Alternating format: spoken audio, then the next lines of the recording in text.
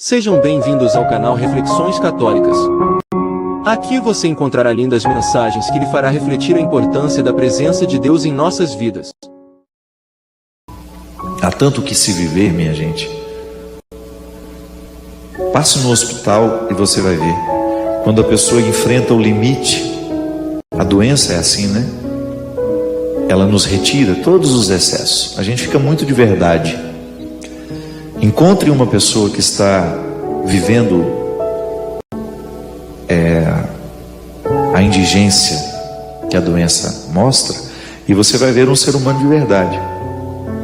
Porque às vezes, quando nós estamos muito saudáveis, muito cheios de oportunidades, nós nos escondemos, nós fingimos. Agora, a doença não, ela arranca tudo de nós. Arranca tudo o que pode parecer um esconderijo para nós. Tudo que pode funcionar como um esconderijo. Aliás, eu fico identificando como, quando a pessoa vive o amadurecimento, como ela vai dispensando esses esconderijos ao longo da vida. E como é bom conviver com essas pessoas que já não estão mais necessitadas dos esconderijos. Quando são elas e só. A maturidade faz isso com a gente vai dispensando os esconderijos que antes eram tão fundamentais para a gente dar conta de ser quem a gente quer ser. Quando eu olho para as tragédias da vida e eu não sei explicá-las, ao invés de provocar em mim uma desesperança e de perguntar: onde é que está Deus? Não. Ao olhar para tudo isso que me ausenta, a tudo isso que me fere, eu descubro o meu elan com a vida. É nessa santa curiosidade que eu me posiciono como um homem de fé. Nunca me bastaram as respostas prontas, nunca me interessei pelos livros que se propõem a responder tudo que nós queremos saber. Nunca acreditei ou pautei a minha vida na possibilidade de que alguém venha me dar todas as respostas que eu quero. Não é mistério. Se não fosse mistério, eu não precisaria ter fé. Se eu já soubesse tudo sobre Deus, eu não precisaria ter fé. O que me move é a fé. É o território em que eu ponho o pé e Deus misteriosamente põe o chão. Eu não tenho chão para pisar, eu só tenho o pé para colocar lá. E é misteriosamente que Deus coloca um chão sobre os meus pés. Isso é a fé. Quando você, no momento da sua dor, quando a vida lhe era pesada e você não era capaz de caminhar sozinha, você ousou colocar o pé. Deus colocou o chão. Isso é a fé. É a oportunidade que nós temos de viver de maneira ousada, porque isso é ousadia, minha gente, e nem é uma ousadia religiosa, viu? Isso é uma ousadia humana, que quem não ousa investigar os mistérios do coração, nunca será capaz de viver a contemplação que isso é possível. É quando eu me contemplo e eu fico extasiado diante daquilo que eu encontro. Porque quando Deus acontece verdadeiramente no nosso coração, Ele modifica, sobretudo, a nossa vontade. Você percebe? Eu sei que conversão não é mensurável. Você não pode pedir uma régua para poder falar: eu quero saber o quanto que você é cristão. Mas nós podemos ter indícios. Se você quiser analisar a qualidade da vida religiosa em você, é só olhar para os seus desejos. O que você ainda deseja? O que você realmente quer? É a pergunta de Jesus para o Bartimeu. Bartimeu, o que tu queres que eu faça? Aquilo que nós desejamos. Como é que nós educamos a vontade e o desejo? Como é que eu trabalho para que o meu desejo me encaminhe? Porque o desejo é a pulsão que me leva, para que ele me leve àquilo que de fato pode me fazer bem. E me fazendo bem, naturalmente faz bem àqueles que estão ao meu lado. Sei que às vezes a sua vida tem muita coisa acontecendo em torno dela, mas eu tenho medo que você não esteja em tudo isso que está acontecendo em torno dela. Eu sou empreendedor nato, eu gosto de trabalhar, eu gosto de produzir, eu tenho um processo criativo muito grande dentro de mim. Às vezes não consigo nem dormir, do tanto que eu penso no que eu posso fazer, no que eu posso... Agora, só que tem uma coisa, eu tenho que estar em tudo aquilo que eu faço. Eu não posso fazer da minha ação um lugar onde eu não coloque junto o meu ser. O meu ser não pode estar escondido em tudo isso. Eu tenho que estar dentro de cada ação. E muitas vezes, na ansiedade de antecipar dentro de nós o que a gente espera, a gente corre o risco de esperar não a realidade, mas a ilusão que criamos dela. E isso é uma prisão que a gente precisa abandonar. Na vida a gente precisa ter essa leveza, né? A gente sabe que é muito bom projetar o futuro, mas a gente precisa ter uma atenção muito especial com o nosso presente, porque agora, é no hoje da vida que Deus pode agir em nós. E a partir desse hoje que eu posso compreender o meu passado e que eu posso projetar esperanças para o futuro. Mas as minhas esperanças não são necessariamente a garantia de que tudo aquilo vai ser realizado. Então essa abertura do coração, né? Saber esperar, descobrindo no momento presente a alegria necessária para a gente nunca perder o vínculo com a vida. Porque esse é o desafio. Eu acho que quando a vida nos coloca, ainda não é um valor. O valor é quando a gente escolhe estar. Eu não precisaria estar, mas eu vou. E é sim uma angústia muito grande, porque por causa desse ritmo de vida, nós não vamos tendo a capacidade de escolher. Nós vamos perdendo o direito de escolher. É justamente um dos pontos mais conflituosos para nós no exercício da nossa liberdade interior. É quando você deixou de ter condições de escolher. É como viver viciado. O viciado, ele vai ficando, à medida que a toxina vai entrando na sua corrente sanguínea, ela vai criando uma dependência, e naturalmente a pessoa deixa de ser livre para escolher aquela droga. É o organismo que pede, o organismo ficou dependente, perdeu a liberdade, porque eu escolho, da mesma maneira como eu sou dependente da água. Eu não posso eu vou escolher beber a água. Não, às vezes eu tenho a sede, mas às vezes eu escolho beber sem sede. Mas o meu corpo precisa da água. Mas a água me faz bem. A água é um nutriente. Ela vai me hidratar. Ela tem o poder de me nutrir, de me trazer vida. Agora uma droga não. E porque eu estou dependente daquela droga, eu vou ficando cada vez menos livre. O hábito também nos vicia, minha gente. Nós vamos ficando viciados em hábitos ruins.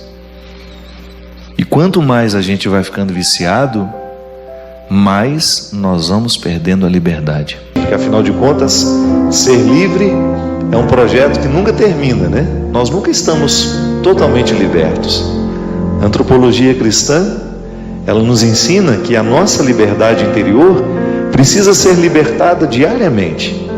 Porque é um dom. É um dom que me pede uma tarefa. Não recebo de mão beijada, né? Como se diz comumente quando as coisas são muito fáceis. Deus nos deu a liberdade como um dom. Eu trago dentro de mim, você traz em você, todos nós recebemos. Agora, ser livre é outra coisa. É como você ter uma planta que precisa crescer mediante o cuidado que a gente tem com ela.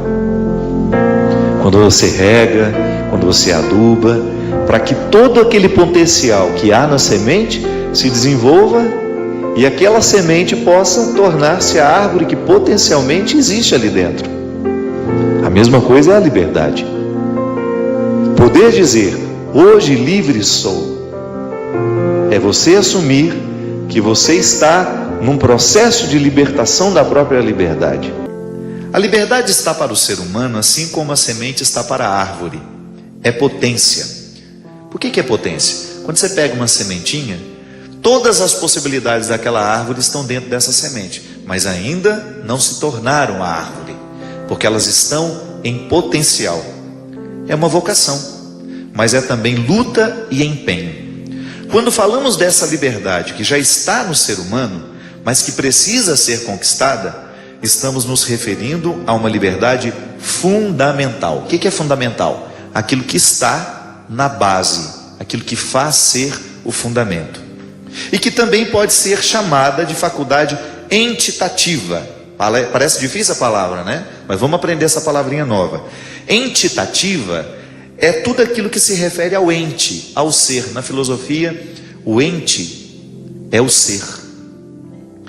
Aquele que tem a existência, aquele que é, aquele que existe, o ente das coisas. Isto é, uma condição irrenunciável. Eu não posso renunciar à liberdade que Deus me deu. Está em mim. Ele não muda de ideia. Deus colocou a liberdade em todos os seres humanos criados. Só que com uma questão. A liberdade fundamental é um elemento constitutivo do ser humano. Então nós não podemos estar na nossa semente. Por outro lado, temos a liberdade circunstancial e categorial, que parece ser difícil também, mas não é não. Essa liberdade, essa experiência de liberdade, ela se dá nas circunstâncias da existência. Quando eu, por exemplo, acordo e falo, vou vestir uma camisa azul, ou vou vestir uma camisa vermelha, eu estou exercitando a minha liberdade categorial. Isso faz parte do meu dia a dia. Tem uma relação com essa liberdade mais profunda, que é a liberdade fundamental? Tem.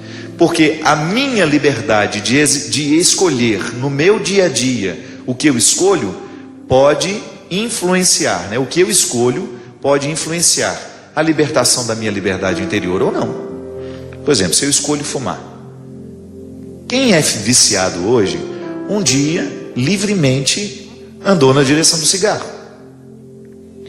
É possível que os primeiros meses a pessoa fumou porque quis, mas depois essa pessoa deixou de fumar porque queria, ela passou a fumar porque precisava. A nicotina gerou uma dependência psíquica na pessoa. Tem gente que fica viciado mais rápido, tem gente que não. A gente já tem escutado falar de drogas, por exemplo, em que a pessoa não tem uma segunda chance. Usou a primeira vez, já está viciado. O crack, por exemplo, dizem que é uma droga tão violenta que 2, 3 vezes que a pessoa usa, ela já fica dependente. E depois a gente vê as consequências desta droga na vida de uma pessoa. Aí está a grande questão, Patrícia. A liberdade eletiva é uma liberdade de toda hora. São as respostas para as perguntas mais simples. Aonde vou? Que roupa usarei? Que faremos para o almoço? Coisas simples que passam pela nossa eleição de toda hora. Da mesma maneira como uma pessoa pode eleger. Hoje eu quero fumar um cigarro. Hoje eu quero beber uma dose de uísque. Hoje eu vou beber uma cerveja. Está vendo? Essa liberdade de toda hora, ela pode depois prejudicar a sua libertação mais profunda, que é a sua liberdade fundamental. Por quê? Porque quando uma pessoa se torna viciada numa determinada realidade, ela deixou de poder escolher. Aí nós temos, muitas vezes, as desgraças na nossa vida. A pessoa perdeu a capacidade de escolher. Então ela é naturalmente conduzida a um processo de autodestruição. Você não pode se sabotar. Você não tem o direito de viver se sabotando. É impressionante como às vezes o processo da sabotagem, ele é inconsciente. Tem gente que se autodestrói sem saber que está fazendo isso. Os vícios, né? Se você for pensar, o que é o vício na vida de uma pessoa? Está se sabotando. Se eu acendo um cigarro, que eu sei que está cheio de substâncias nocivas a mim, e eu jogo aquela fumaça tóxica para dentro do meu organismo, se eu permito que essa química nociva, destrutiva, visite o meu interior, passe pela minha corrente sanguínea, fique grudada nos meus órgãos. O que eu estou fazendo? Eu estou sabotando o meu sistema. É como você pegar aquele carro que você gosta tanto, que você comprou com o suor do seu trabalho, e jogar lá um ácido no tanque, ao invés de jogar gasolina. É a mesma coisa. E o pior, o carro é material. Você compra outro, trabalha de novo, compra outro, restaura o motor. Agora nós.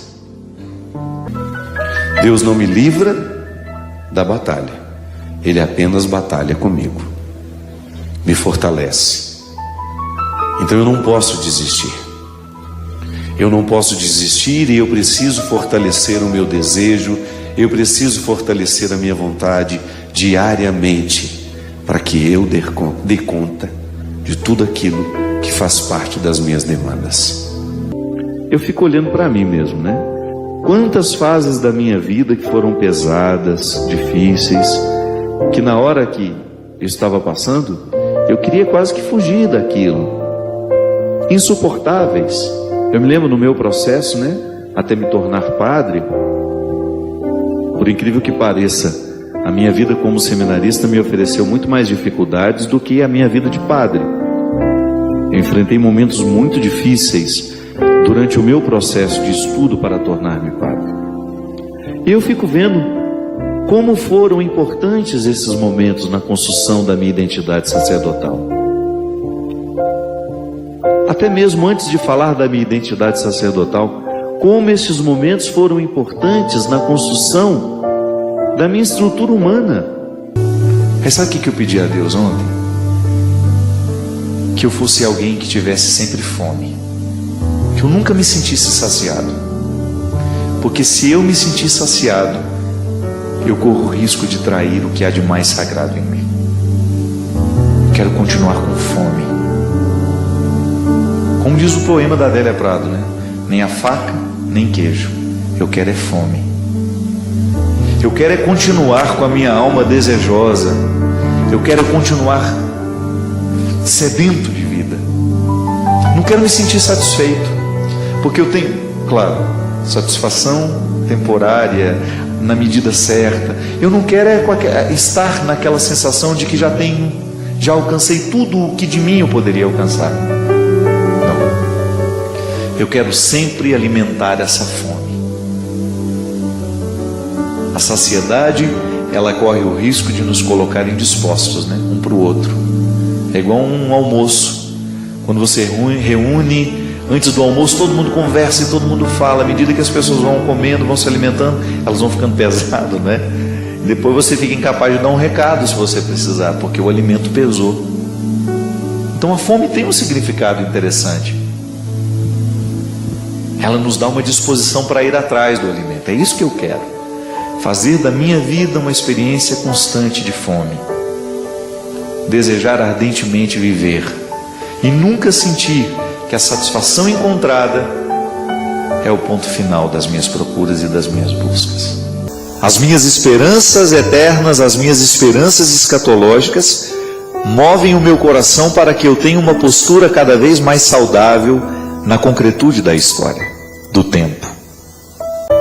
Digo por mim como padre, começo por esse exemplo. Eu como padre, eu preciso ser Jesus para o outro.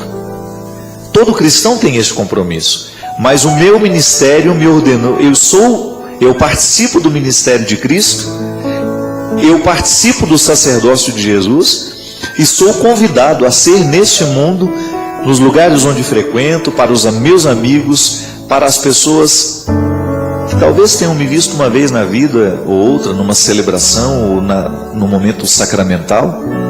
Eu sou convidado a ser este Cristo, eu sou convidado a testemunhar este Cristo na história de maneira sacerdotal.